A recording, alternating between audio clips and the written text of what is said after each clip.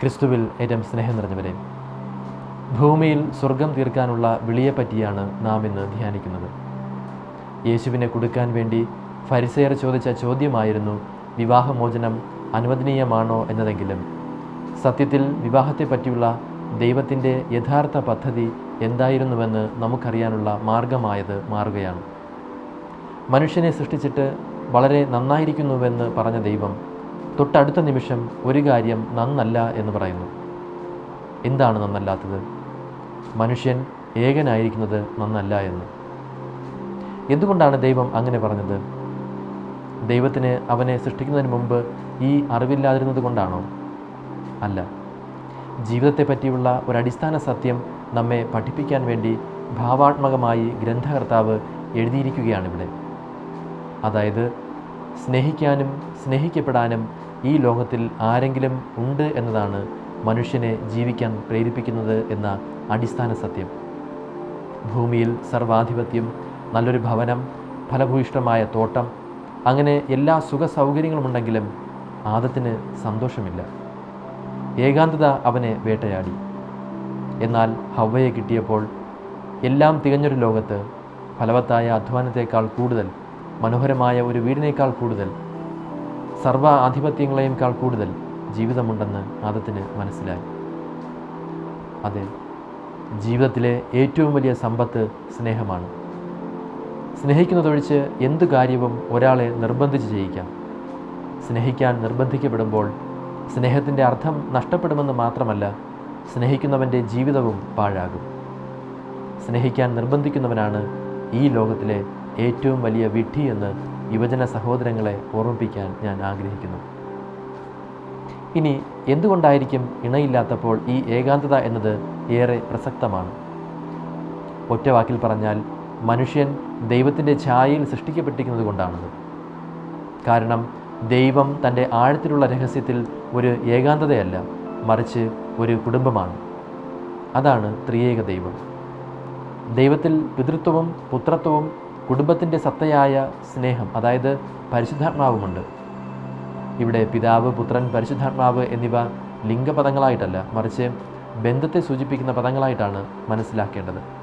കാരണം ദൈവിക കുടുംബത്തിൻ്റെ ഭാഷ ദൈവശാസ്ത്രപരമാണ്, ജീവശാസ്ത്രപരമല്ല. അതുകൊണ്ടാണ് അസ്തിത്വത്തിൽ കുടുംബമായ ദൈവം തൻ്റെ ഛായയിൽ മനുഷ്യനെ സൃഷ്ടിച്ചപ്പോൾ പുരുഷനും സ്ത്രീയുമായി സൃഷ്ടിച്ചത്. അതുകൊണ്ട് ഹവ്വയുടെ സൃഷ്ടിയോട് കൂടിയാണ് ദൈവത്തിൻ്റെ പ്രതിച്ഛായ പൂർണ്ണമായത്. അപ്പോൾ മാത്രമാണ് ഏദൻ ശരിക്കും പറുദീസയായത്. ഇനി ഈ ത്രിയേക ദൈവത്തിൻ്റെ പ്രത്യേകത എന്താണ്? അവിടെ പിതാവ് തൻ്റെ ദൈവീകതയുടെ പൂർണ്ണത പുത്രന് പകരുന്നു. അങ്ങനെ നിത്യമായി പുത്രനെ പിതാവാക്കുന്നു. പിതാവ് എല്ലാറ്റിനുപരിയായി ജീവൻ നൽകുന്ന ഒരു സ്നേഹിതനാണ്. പുത്രൻ പിതാവിൻ്റെ തികഞ്ഞ പ്രതിച്ഛായ ആയതുകൊണ്ട് പുത്രനും ജീവൻ നൽകുന്ന സ്നേഹിതനാണ്. ഈ പുത്രൻ പിതാവിൽ നിന്ന് ലഭിച്ച ജീവിതം പകർന്നുകൊണ്ട് നന്ദിയുടെയും സ്നേഹത്തിൻ്റെയും തികഞ്ഞ ആവിഷ്കാരമായി ആ ജീവിതം പിതാവിന് തിരികെ നൽകുന്നു. കാൽവരിയിൽ കാണുന്നത് ഇതിൻ്റെ മൂർധന്യഭാവമാണ്.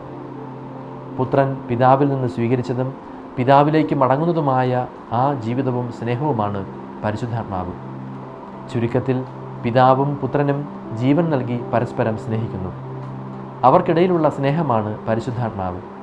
അതുകൊണ്ട് ദൈവത്തിൽ 3 വ്യക്തികളാണെങ്കിലും കൂട്ടായ്മയിൽ അത് ഒന്നാണ്, നിത്യമായ ഒന്ന്.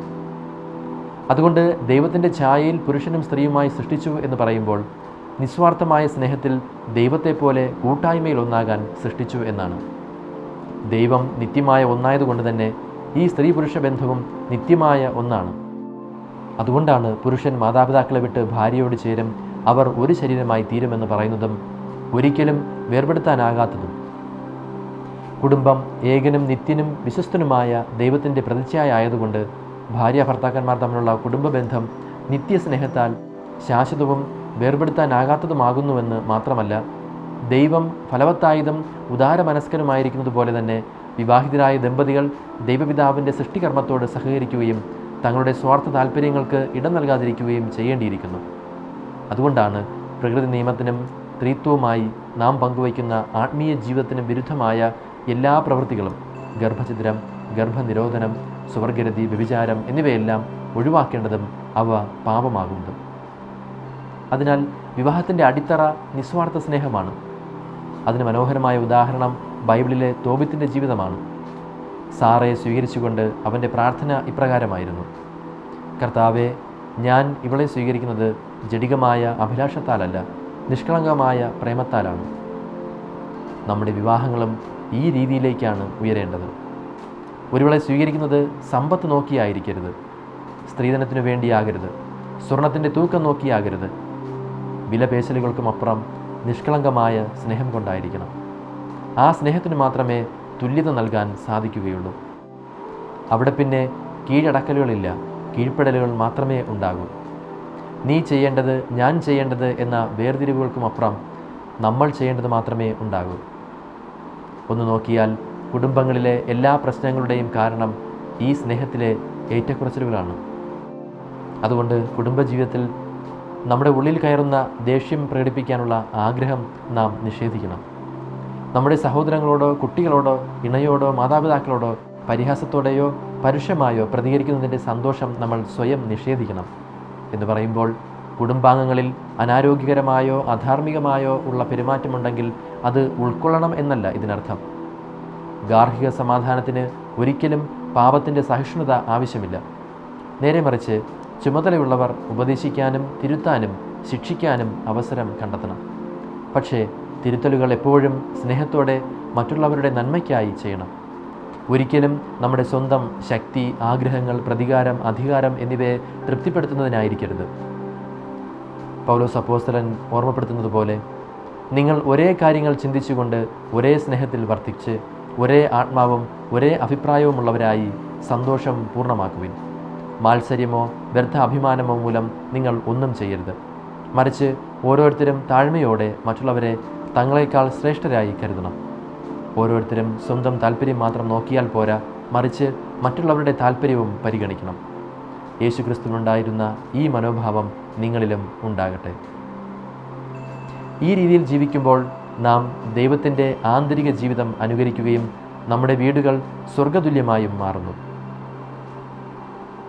അപ്പോൾ സ്വാഭാവികമായും ഒരു ചോദ്യം ഉയരാം: വൈദിക സന്യസ്ത ജീവിതം നയിക്കുന്നവർ എന്തുകൊണ്ടാണ് ഇതിൽ നിന്ന് വ്യത്യസ്തരായി ബ്രഹ്മചാരികളായിരിക്കുന്നത്?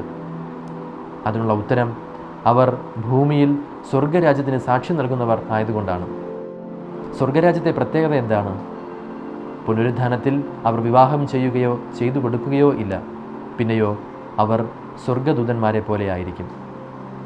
അങ്ങനെയെങ്കിൽ വൈവാഹിക ജീവിതവും പൗരോഹിത്യ സന്യസ്ത ജീവിതവും ഈ ഭൂമിയിൽ രണ്ട് വ്യത്യസ്ത രീതിയിൽ സ്വർഗം തീർക്കാനുള്ള വിളികളായി മാറുകയാണ്. ഈ ഒരു വസ്തുത ഒന്നാഴമായി ചിന്തിച്ചാൽ ആർക്കാണ് സ്വർഗരാജ്യ ജീവിതം ഈ ഭൂമിയിൽ നല്ല രീതിയിൽ ജീവിച്ച് സാക്ഷ്യം നൽകാൻ കഴിയുന്നത് എന്നൊരു ചോദ്യം ഉയർത്തുന്നുണ്ട്. സ്വർഗരാജ്യ അനുഭവത്തിൽ വളർന്നവർക്ക് മാത്രമേ സ്വർഗരാജ്യ ജീവിതം ഈ ഭൂമിയിൽ ജീവിക്കാൻ സാധിക്കുകയുള്ളൂ. അങ്ങനെയെങ്കിൽ നമ്മുടെ കുടുംബങ്ങൾ ആദ്യം സ്വർഗമായാലേ, ത്രിയേക ദൈവത്തോട് അനുരൂപമായാലേ സ്വർഗീയ അനുഭവത്തിൽ വളർന്ന മക്കളെ സഭയ്ക്ക് ലഭിക്കുകയുള്ളൂ. സെമിനാരികൾ, സന്യസ്ത ഭവനങ്ങൾ എന്നിവ ഈ സ്വർഗീയ അനുഭവത്തിലേക്ക് വളരാനുള്ള ഉപാധികൾ മാത്രമാണ്. അങ്ങനെയെങ്കിൽ സ്വർഗരാജ്യ സാക്ഷ്യങ്ങളിലെ ഏതെങ്കിലും കുറവുകൾക്ക് ആത്യന്തികമായ കാരണം കുടുംബങ്ങൾ സ്വർഗമാകുന്നില്ല എന്നതാണ്. ഇനി ദൈവത്തിൻ്റെ ഈ സ്നേഹത്തിൻ്റെ പദ്ധതി കുടുംബത്തിൽ മാത്രം ഒതുങ്ങി നിൽക്കുന്നതല്ല.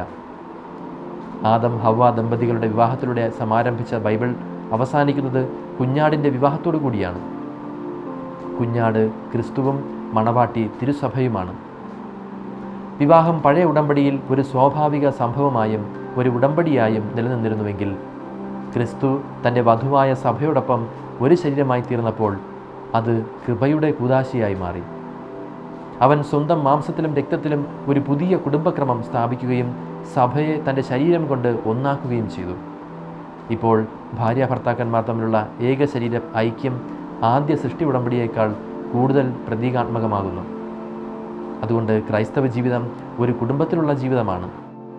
ഒരു കുടുംബത്തിൻ്റെ പ്രത്യേകതകൾ എന്താണെന്ന് ഒരു പിതാവിനോട് ചോദിച്ചാൽ ഉത്തരം, അവർ എൻ്റെ വീട്ടിലാണ് താമസിക്കുന്നത്, അവരെ എൻ്റെ പേരിൽ വിളിക്കുന്നു, അവർ എൻ്റെ മേശയിൽ ഇരിക്കുന്നു, അവർ എൻ്റെ ഭക്ഷണം പങ്കിടുന്നു, എൻ്റെ വധു അവരുടെ അമ്മയാണ്, ഞങ്ങൾ എപ്പോഴും ഒരുമിച്ച് ആഘോഷിക്കുന്നു, അവർ എന്നിൽ നിന്ന് ഉപദേശവും അച്ചടക്കവും സ്വീകരിക്കുന്നു എന്നൊക്കെയായിരിക്കും പറയുന്നത്. ഒന്ന് നോക്കിയാൽ തിരുസഭയിലും ഇത് സത്യമാണ്. നമ്മൾ അവൻ്റെ വീട്ടിലാണ് താമസിക്കുന്നത്. സഭയിലെ അംഗങ്ങൾ എന്ന നിലയിൽ ക്രിസ്തു പണിയുമെന്ന് വാഗ്ദാനം ചെയ്ത വീട്ടിലാണ് നമ്മൾ താമസിക്കുന്നത്.